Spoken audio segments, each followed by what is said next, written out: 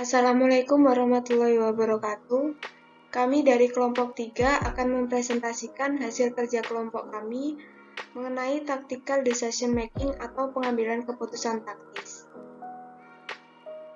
Sebelum kami memaparkan materi tentang tactical decision making, sebelumnya perkenalkan terlebih dahulu anggota kelompok kami. Yang pertama ada Heni Helisa, NIM 180810301181. Vicky Chandra Kirana 200810301165. Saya sendiri Lina Umi Sofiana 200810301173. Eli Surohiru Ramdan 200810301183. Dan Aidin Mahatma Dakfar 200810301192.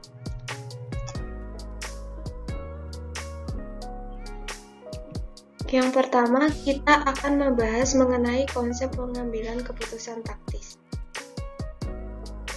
Apa sih keputusan taktis itu? Jadi keputusan taktis itu adalah pengambilan keputusan atas pilihan alternatif yang ada dalam jangka pendek atau waktu yang terbatas. Jadi misalnya ya, perusahaan itu menghadapi masalah. Kemudian terdapat beberapa pilihan atau alternatif untuk dipilih. Kemudian perusahaan itu akan memutuskan alternatif mana yang nantinya akan dipilih yang paling masuk akal dan juga yang paling memberikan manfaat besar bagi perusahaan itu. Contohnya kayak apakah perusahaan ini harus memproduksi sendiri komponen yang diperlukan untuk proses produksi, atau perusahaan ini harus membeli dari pihak ketiga. Nah, kalau seandainya perusahaan ini dihadapi mempunyai banyak lini bisnis, salah satu lini bisnisnya itu kurang profitable, maka yang harus dilakukan perusahaan itu apakah tetap melanjutkan keputusan lini bisnis yang kurang profitable tersebut, atau dia harus menghentikan dan menggantinya dengan bisnis lain. Itu kayak contoh keputusan taktis. Jadi dampaknya itu jangka pendek. Nah, kalau dampaknya jangka panjang, itu ada di keputusan strategis. Jadi keputusan strategis itu adalah memilih di antara alternatif sehingga keunggulan kompetitif jangka panjang ditetapkan. Jadi keputusan taktis itu mendukung terhadap keputusan strategis. Ada 6 langkah pengambilan keputusan taktis. Yang pertama, menentukan masalah. Yang kedua, mengidentifikasi alternatif solusi atas masalah. Yang ketiga, identifikasi biaya dan manfaat. Yang keempat, menghitung total biaya relevan dan manfaat dari alternatif yang ada. Jadi, tidak semua biaya itu relevan. Jadi, kalau yang langkah ketiga tadi itu all cost, yang keempat ini hanya biaya relevan saja. Biaya relevan itu apa? Nanti kita akan bahas. Next, selanjutnya yang kelima ada evaluasi faktor-faktor kualitatif. Tadi kan yang ketiga sama keempat itu faktor-faktor yang bersifat kuantitatif, yang bersifat finansial. Nah, kalau yang kelima ini faktor yang bersifat kualitatif atau non-finansial. Setelah kita menimbang faktor kualitatif dan juga kuantitatif, maka perusahaan itu akan memilih alternatif mana yang nantinya akan memberikan manfaat besar bagi perusahaan. Ini ada contoh perusahaan yang namanya adalah Tidwell. Tidwell ini melakukan produksi atas komponen kendaraan. Dia ini sudah eksis selama 5 tahun. Perusahaan ini tuh pada masa produksinya dia itu menyewa lokasi selama 10 tahun, dan ketika sudah 5 tahun beroperasi, dia mengalami kenaikan permintaan. Nah, permintaan tersebut ingin diantisipasi dengan cara meningkatkan produksi dan juga meningkatkan penyimpanan pada barang yang sudah diproduksi. Ada dua alternatif yang dianggap paling cocok bagi perusahaan itu. Yang pertama itu menyewa gedung tambahan untuk pergudangan. Yang kedua itu tidak perlu menyewa gedung baru, tapi dia cukup membeli produk beberapa komponen saja yang bisa disediakan oleh pihak ketiga. Jadi dia itu hanya memproduksi komponen yang tidak disediakan oleh pihak ketiga. Jadi ini fokusnya ke make or buy, membuat sendiri komponen yang dibutuhkan atau dia membeli dari pihak ketiga. Selanjutnya menerapkan model taktis. Ada beberapa step ya, ada beberapa langkah untuk mengaplikasikan pengambilan keputusan taktis dari jadwal tadi. Yang pertama itu menentukan masalah. Jadi masalahnya di sini itu perusahaan ingin meningkatkan kapasitas produksi dan juga penyimpanan hasil barang produksi. Ada 5 alternatif untuk meningkatkan kapasitas pergudangan dan juga produksi. Yang pertama itu membangun fasilitas baru, jadi membangun gedung baru. Yang kedua itu sewa fasilitas yang lebih besar, menyewakan fasilitas saat ini. Dia akan menyewa hasil gedung yang lebih besar dan menyewakan gedung fasilitas kepada pihak yang lain. Karena gedung yang mereka sewa itu kan selama 10 tahun dan baru dipakai selama 5 tahun. Jadi dia masih punya sewa selama 5 tahun. Kalau tidak mau, kalau dia menyewa fasilitas yang lebih besar, maka fasilitas yang ada sekarang itu harus disewakan kepada pihak yang lain. Yang ketiga itu menyewa fasilitas tambahan. Yang keempat menyewa ruang gudang. Dan yang kelima membeli beberapa komponen. Di sini membeli beberapa komponen dari pihak ketiga, sehingga dia tidak membutuhkan tempat atau fasilitas tambahan. Dari 5 alternatif tadi, hanya 2 yang dianggap cocok bagi perusahaan, yaitu alternatif keempat dan juga alternatif kelima. Jadi alternatif keempat dan kelima ini kemudian diidentifikasi biayanya itu apa saja.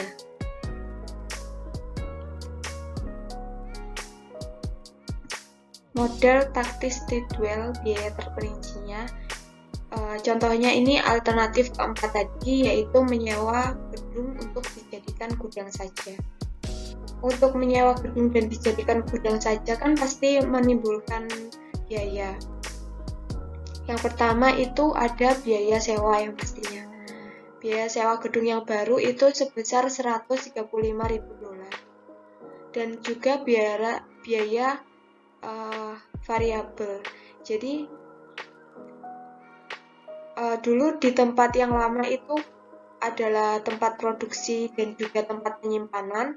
Nah sekarang dengan dia menyewa fasilitas yang baru untuk dijadikan gudang, maka yang dulu tempat produksi dan juga gudang itu bisa difokuskan untuk produksi saja. Nah gedung yang baru ini dia itu satu fokus, jadi satu fokus produksi dan juga satu fokus gudang. Karena fasilitas gudang ini sudah dipindahkan, maka fasilitas untuk tempat pergudangan yang di tempat lama itu menjadi kosong kan, sehingga itu bisa dialihfungsikan untuk tambahan fasilitas produksi, yang mana jika ada tambahan fasilitas produksi maka ada beberapa tambahan biaya juga. Tambahan beberapa biaya itu kayak bahan baku itu kan termasuk biaya variabel, terus ada tenaga kerja itu juga termasuk biaya variabel, terus ada biaya overhead. Listrik yang bertambah kan karena ada fasilitas produksi yang bertambah itu kan juga termasuk biaya variabel. Nah, kalau di total semua biaya variabel itu sebesar $345.000. Jadi kalau total alternatif keempat yang dipilih itu sebesar $480.000. Seperti itu. Jadi kalau alternatif kelima yang dipilih itu perusahaan tidak perlu menyewa gedung untuk dijadikan gudang. Jadi tidak perlu keluar uang sebesar $480.000. Perusahaan cukup keluar uang $460.000 saja. $460.000 ini digunakan untuk apa? Digunakan untuk membeli beberapa komponen saja yang bisa diproduksi oleh pihak ketiga. Jadi kalau dilihat dari sini sekilas, kalau alternatif 5 itu paling menguntungkan. Kalau yang alternatif 4 kan membutuhkan biaya sebesar $480.000. Nah, kalau yang kelima itu membutuhkan biaya sebesar $460.000. Ada selisih $20.000. Itu tadi adalah langkah ketiga. Selanjutnya kita ke langkah keempat, yaitu menghitung total biaya dan manfaat yang relevan. Semua biaya itu adalah relevan, biaya relevan. Jadi alternatif keempat dan alternatif kelima itu maka ada perbedaan sebesar $20.000. Step yang diambil selanjutnya itu adalah step kelima, langkah kelima itu menilai faktor kualitatif. Yang pertama itu adalah kualitas pemasok eksternal. Jadi apakah barang yang diproduksi oleh pihak ketiga itu kualitasnya itu bagus? Karena kalau misalnya kualitasnya itu buruk, nanti berakibat pada biaya tambahan. Kalau misalkan sudah selesai, sudah diproduksi, terus dikirim ke pasar, dan barangnya itu cepat rusak, maka perusahaan itu akan mengalami komplain dari banyak pelanggan, banyak customer gitu. Jadi kualitas ini harus diperhatikan betul. Yang kedua, keandalan pemasok eksternal. Apakah pihak ketiga ini dapat memberikan supply yang tidak akan terputus? Jadi apakah supply-nya ini benar-benar bisa on time sehingga proses produksinya itu tidak terhambat. Jadi itu perlu diperhatikan juga. Yang ketiga ada stabilitas harga, dimana apakah barang ini yang dibeli dari supplier ini akan mengalami instabilitas, naik turunnya, itu perlu diperhatikan juga. Terus yang keempat, hubungan perburuan dan citra masyarakat. Yang dimaksud di sini itu bagaimana pihak ketiga ini memperlakukan tenaga kerjanya dan juga bagaimana pandangan komunitas terhadap pihak ketiga tersebut. Setelah menilai keempat ini, maka akan dilakukan penilaian. Di sini faktor kualitatif itu lebih besar daripada masalah biaya. Maksudnya perusahaan ini membandingkan antara alternatif kelima dan juga alternatif keempat. Perusahaan menemukan bahwa faktor kualitatif itu lebih penting sehingga mengalahkan biaya. Sehingga meskipun alternatif kelima itu lebih murah, $460.000 saja, lebih murah $20.000 dari alternatif keempat, tapi nanti dikhawatirkan perusahaan itu akan mengalami masalah baik dari segi kualitas, supplier, ataupun kualitas barang yang diproduksi oleh supplier. Sehingga di sini itu dapat diambil keputusan keberlangsungan produksi supply dari pihak ketiga, itu maka perusahaan itu memilih alternatif yang keempat, di mana menyewa fasilitas baru untuk dijadikan gudang saja, sehingga fasilitas yang lama itu dapat digunakan seluruhnya untuk kegiatan produksi saja. Perkenalkan, nama saya Vicky Chandra Kirana dengan NIM 2008 1030 1165.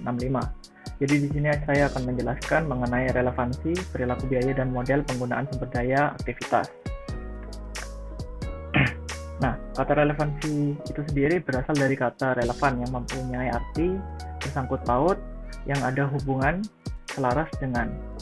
Dan dalam Indonesianya sendiri itu relevansi memiliki arti hubungan kaitan. Jadi saling memiliki keterkaitan antara satu dengan satu yang lain. Nah, di sini ada biaya relevan. Biaya relevan itu merupakan suatu biaya masa yang akan datang yang diharapkan berbeda untuk berbagai alternatif pengambilan keputusan. Nah, contoh dari biaya relevan sendiri itu ada biaya diferensial, biaya tambahan, biaya kesempatan, biaya terhindarkan, dan biaya yang tepat dalam dikendalikan itu sendiri. Dan untuk biaya tidak relevan ini, biaya yang tidak berbeda di antara alternatif tindakan yang ada. Jadi, biaya relevan ini tidak berpengaruh terhadap dalam pengambilan keputusan itu sendiri. Jadi, dalam biaya relevan ini memiliki kriteria dibagi menjadi dua, yaitu ada biaya relevan yang diperkirakan akan terjadi di masa yang akan datang dan juga berbeda di antara berbagai alternatif. Nah, untuk selanjutnya, perilaku biaya. Perilaku biaya ini merupakan suatu istilah umum untuk menggambarkan apakah biaya berubah seiring dengan perubahan output. Jadi dalam menentukan perilaku biaya ini atau menilai suatu perilaku biaya ini dilakukan dengan cara tiga langkah. Yang pertama itu ada batasan waktu. Nah, dalam batasan waktu ini kita harus mengerti apakah suatu biaya itu termasuk dari biaya tetap ataupun biaya variabel. Dan untuk sumber daya dan ukuran output ini, jadi kan setiap aktivitas itu memerlukan sumber daya, yang dimana contohnya itu meliputi bahan baku, energi, atau bahan bakar. Jadi ini semua input-input ini digabungkan untuk memproduksi suatu output nantinya. Dan untuk yang ketiga ini ada penggerak tingkat non-unit. Jadi dalam tahap ketiga ini atau langkah yang ketiga ini, kita menjelaskan perubahan-perubahan suatu biaya ketika faktor-faktor lain itu secara unit itu berubah. Contohnya itu seperti meliputi penyusutan pabrik, gaji manajer pabrik, dan biaya menjalankan departemen pembelian. Nah, untuk penggunaan sumber daya ini dilakukan dengan 3 cara juga. Yang pertama itu ada sumber daya fleksibel. Jadi sumber daya fleksibel ini yang dimaksud suatu perusahaan ini menyediakan suatu input itu sesuai dengan output yang akan diproses atau yang akan dihasilkan. Jadi tidak ada kelebihan ataupun kekurangan. Nah, untuk sumber daya yang terikat ini, contohnya itu seperti perusahaan itu memasok dulu persediaan. Nah, baru setelah itu mereka tidak membuat target outputnya itu berapa, targetnya itu berapa. Jadi perusahaan asal memasok dulu, yang penting ada dulu bahan bakunya, baru setelah itu perusahaan memproses atau menjadikan suatu output. Nah, untuk yang ketiga ini, perilaku biaya bertahap ini yang dimaksud adalah menganggap suatu perilaku biaya ini diasumsikan sebagai biaya yang kontinu. Jadi dalam perilaku biaya bertahap ini juga menjelaskan atau menampilkan tingkat biaya yang konstan untuk rentan output tertentu pada suatu titik tertentu yang output itu sendiri naik ke tingkat biaya yang lebih tinggi, tapi biaya tersebut tidak berubah dengan rentan output yang sama. Nah, untuk penjelasan selanjutnya akan dijelaskan oleh teman saya. Assalamualaikum warahmatullahi wabarakatuh. Perkenalkan, nama saya Holisho Rahilo Ramdan dari kelompok 3 dengan NIM 200810301183. Nah, di sini saya akan menjelaskan tentang 4 tipe keputusan terkait biaya relevan. Yang pertama itu ada biaya diferensial, yang kedua biaya traceable, dan yang ketiga biaya kesempatan, yang keempat biaya incremental. Nah, biaya diferensial itu atau disebut dengan differential cost adalah biaya yang berbeda pada berbagai alternatif pengambilan keputusan yang mungkin untuk dipilih. Sedangkan biaya traceable atau traceable cost adalah biaya yang dapat diakui jejaknya pada produk, pesanan, pusat biaya, departemen, atau divisi tertentu di dalam suatu perusahaan. Sedangkan biaya kesempatan atau opportunity cost adalah penghasilan atau penghematan biaya yang dikorbankan karena dipilihnya satu alternatif tertentu. Dan biaya incremental atau incremental cost adalah biaya-biaya yang ditambahkan atau biaya-biaya yang tidak akan dikorbankan apabila suatu alternatif atau proyek tertentu tidak dipilih untuk dilaksanakan.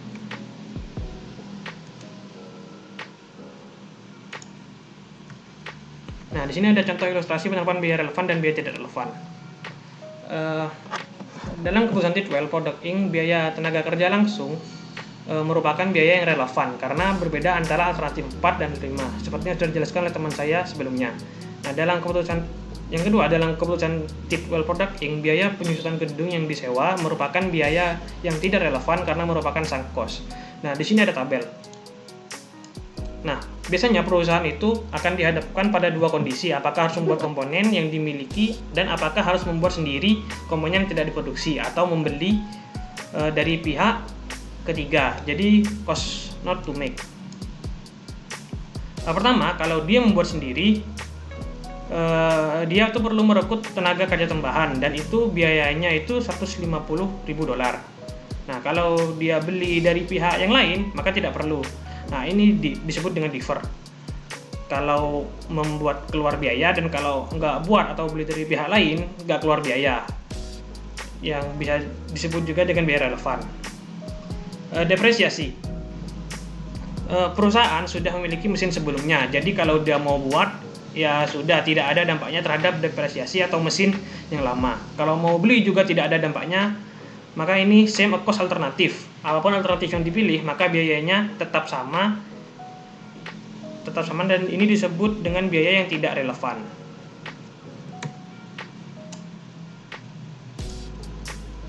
Nah, contoh soal penerapan biaya relevan atau biaya tidak relevan. Di sini ada Swasey Company saat ini memproduksi komponen elektronik yang digunakan salah satu printernya. Dalam setahun, Swasey akan mengganti produk untuk jenis lain dan komponen elektronik tersebut tidak digunakan. Namun untuk tahun yang akan datang, Swasey harus memproduksi 10.000 komponen untuk mendukung kebutuhan produksi printer lama Swasey yang telah dihubungi oleh pemasok potensial komponen tersebut yang akan membuat komponen untuk Swasey dengan harga $4,75 per unit. Nah, tawaran tersebut sangat menarik karena biaya manufaktur penuh per unit adalah $8,20. Nah, apakah Swasey akan membeli atau memproduksi komponen tersebut? Nah, pertama kita akan menentukan biaya penyerapan penuh seperti gambar tabel di samping.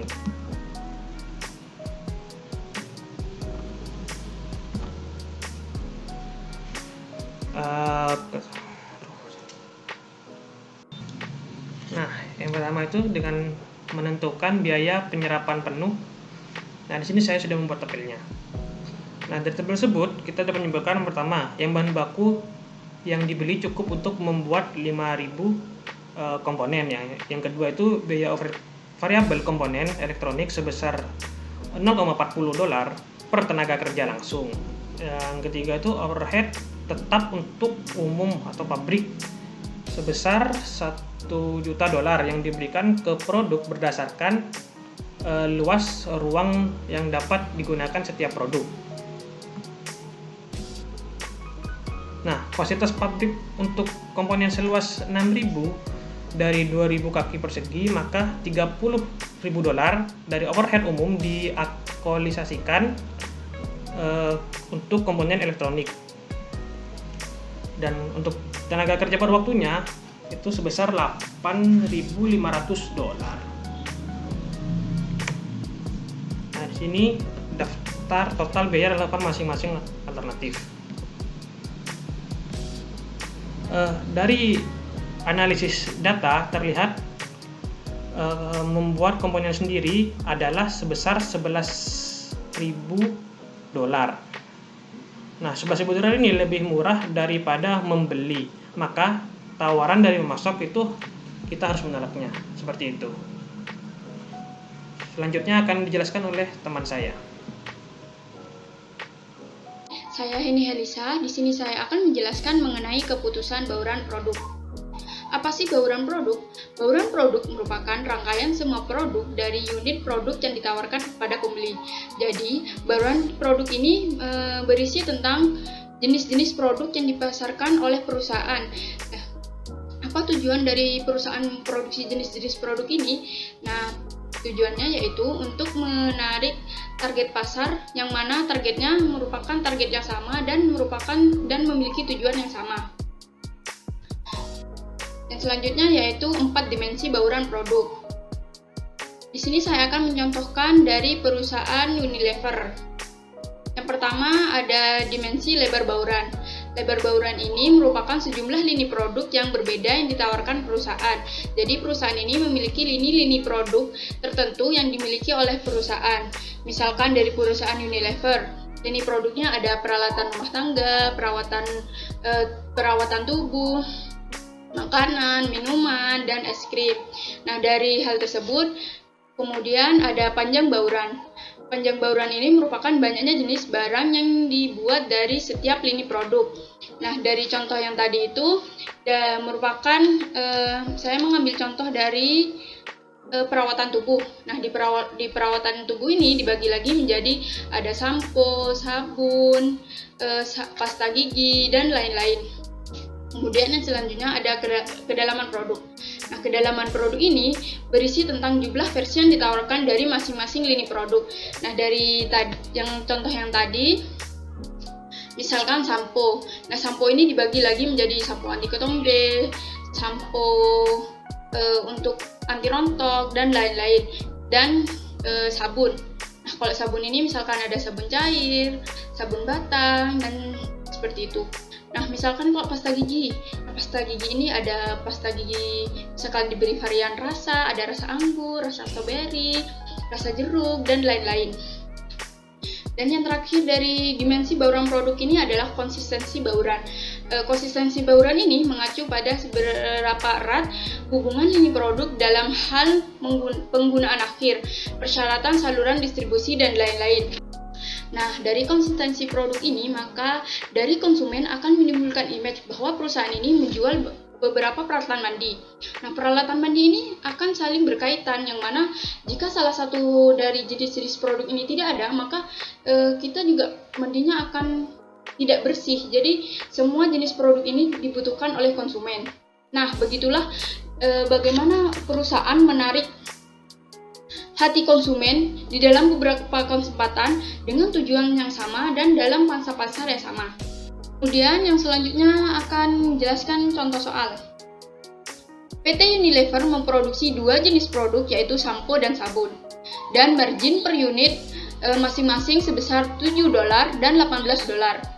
Setiap jenis produk dimasukkan pada mesin yang berbeda. Perusahaan memiliki 10 mesin, dan setiap mesinnya menyediakan 3.000 jam mesin per tahun. Setiap sampo menggunakan mesin selama 15 menit dan setiap sabun menggunakan mesin selama 30 menit. Asumsikan jumlah maksimum setiap jenis produk yang dapat dijual yaitu 48.000 unit. Ditanya nomor 1, berapakah margin kontribusi per jam mesin setiap produk? Yang kedua, berapakah bauran produk yang optimal? Yang ketiga, berapakah total margin kontribusi yang diperoleh untuk bauran yang optimal? Oke, pertanyaan pertama, berapakah margin kontribusi per jam mesin setiap produk? Margin kontribusi per unit dari contoh soal tadi yaitu $7 dan sabun yaitu $18. Nah, waktu mesin yang dibutuhkan per unit yaitu sampo 0,2 jam dapat dari 15 menit dijadikan jam. Sedangkan sabun 0,5 jam yaitu 30 menit dijadikan jam, jadi 0,5 jam. Dan margin kontribusi per jam waktu mesin. Nah, ini didapat dari $7 dibagi dengan 0,25 jam. Jadi hasilnya $28 dan $36. Yaitu berapakah bauran yang optimal? Karena sabun menghasilkan margin kontribusi yang lebih tinggi, yaitu sebanyak $36, maka prioritas utama adalah memproduksi sabun terlebih dahulu. Jika yang lebih besar itu sampo, maka yang lebih didahulukan yaitu sampo, karena antara 36 dengan 28 lebih besar 36, maka yang lebih diutamakan yaitu memproduksi sabun. Jumlah mesin yang dibutuhkan untuk memproduksi jumlah sabun maksimum. Nah, jumlah maksimum yang tadi di soal yaitu 48.000 unit dikali 0,5 jam yang dibutuhkan untuk produksi sabun, yaitu menghasilkan 24.000 jam. Jadi, jam mesin yang tersisa untuk memproduksi sampo yaitu 30.000 jam didapatkan dari jumlah mesin yaitu 10 unit dikali dengan 3000 jam mesin per tahun. Maka didapatkan 30.000 jam dikurangi dengan jumlah jam yang dibutuhkan untuk memproduksi sabun yaitu 24.000 jam. Jadi menghasilkan 6.000 jam yang dibutuhkan untuk memproduksi sampo. Jumlah sampo yang dapat diproduksi selama 6.000 jam tadi yaitu 6.000 jam dibagi 0,25 jam jadi 24.000 unit. Bauran produk yang optimal menghasilkan 48.000 unit sabun dan 24.000 unit sampo.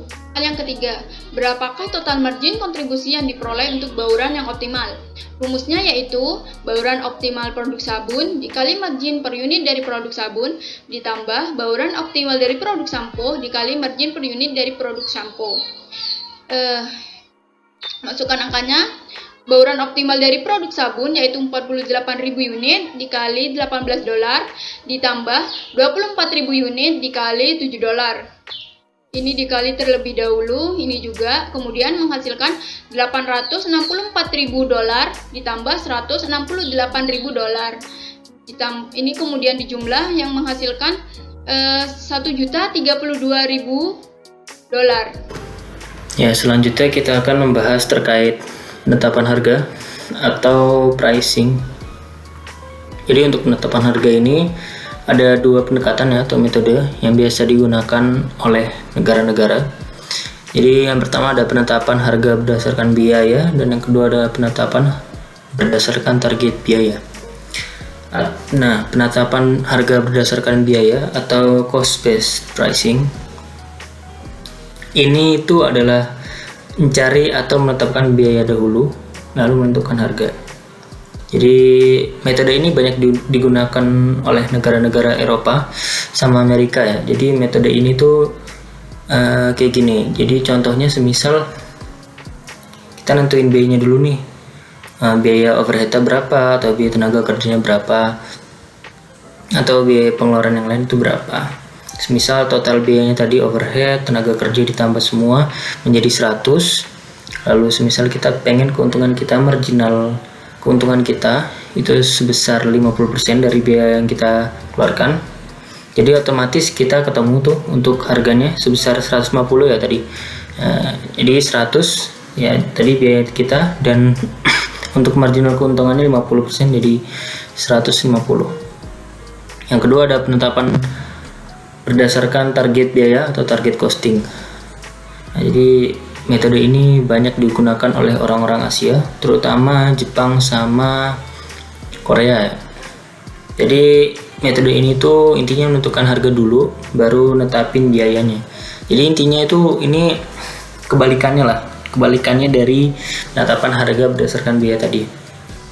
Jadi untuk target costing ini, contohnya semisal warga Indonesia ini kuat untuk membeli mobil dan rata-rata pembelian mobil itu sekitar harga 200 jutaan. Jadi perusahaan kita tuh mengeluarkan biaya patokannya sekitar 200 juta itu. Jadi ya tadi itu kita melihat harga yang dikeluarkan tuh kira-kira berapa sih yang banyak dibeli oleh orang Indonesia. Lalu kita baru matokin biayanya. Jadi patokannya intinya untuk target costing itu patokannya harga. Terus kalau cost based pricing itu kita matokin dari biayanya. Selanjutnya ada jenis-jenis dan macam-macam penetapan harga dari aspek hukum ya. Jadi ini mungkin hukum bisa terlibat dalam rangkaian penetapan harga 3 ini. Yang pertama ada penetapan harga predator atau predatory pricing. Jadi predatory pricing itu menetapkan harga yang lebih rendah dari biaya produksinya. Contohnya semisal perusahaan minyak terbesar kan Arab ya, misal pesaingnya Rusia. Lalu Arab ini pengen menekan perusahaan minyak Rusia ini agar pelanggan-pelanggannya tuh pada lari ke Arab. Nah, jadi mereka kalau di predator ini mereka netapinnya caranya menurunkan harganya. dari harga pasarnya, dari harga pasar Rusia itu tadi. Jadi misal minyak Rusia itu dijual harga $50, terus minyak yang lain dijual $45 ya, sekitaran segitu. Arab ini nurunin harganya bisa sampai semisal $20 atau $30. Nah, jadi otomatis pelanggan-pelanggannya pada larinya ke Arab karena emang lebih murah. Nah, tapi untuk teknik tadi itu bisa dilakukan kalau semisal perusahaan yang mungkin udah bangkrut, susah untuk bangkit, dan pesaingnya tuh sulit untuk muncul baru gitu loh, sulit untuk berkembang. Jadi perusahaan-perusahaan yang emang pesaingnya sekiranya emang itu aja gitu loh, mungkin kayak minyak atau HP gitu ya, mungkin munculnya tuh miliki waktu yang lama itu. Kalau semisal syarat tadi semisal dia udah pesaingnya mudah muncul, terus orang yang bangkrut tadi mudah untuk bangkit, ya otomatis itu namanya teknik bunuh diri ya kalau semisal kondisinya seperti itu. Lalu yang kedua ada diskriminasi harga atau price discrimination. Jadi price discrimination ini intinya menetapkan harga yang berbeda kepada pelanggan terhadap barang yang sama. Jadi mungkin ini kasusnya sebenarnya nggak terjadi di perusahaan-perusahaan besar aja ya. Mungkin kita bisa lihat di mungkin pedagang-pedagang somai atau bakso. Kadang kita ngelihat turis-turis atau orang-orang luar kalau misalnya beli bakso di situ, harganya bisa sampai 30.000 satu porsi atau 40.000. Sedangkan orang-orang lokal yang di situ atau orang-orang sekitaran di situ tuh bisa cuma 10.000 atau 15.000 kayak harga biasanya gitu loh. Lalu selanjutnya ada pencokilan harga atau price gouging. Jadi price gouging ini menggunakan kekuatan pasar untuk menetapkan harga terlalu tinggi. Jadi harga terlalu tinggi ini maksudnya harga gak wajar ya. Mungkin pasar kan kadang kalau naikin harga karena pelanggannya banyak itu kan wajar ya, dalam aspek yang wajar gitu maksudnya. Kalau ini kasusnya itu udah gak wajar ninggiinnya.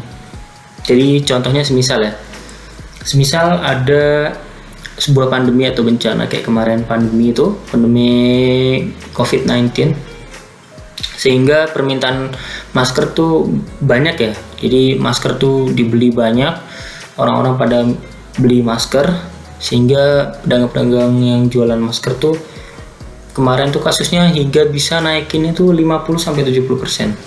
Nah sebenarnya ini termasuk price gouging juga ya, karena udah nggak wajar tuh naikinnya. Jadi dia menggunakan kekuatan pasar ya. Jadi di kondisi itu dia kekuatan pasarnya kuat.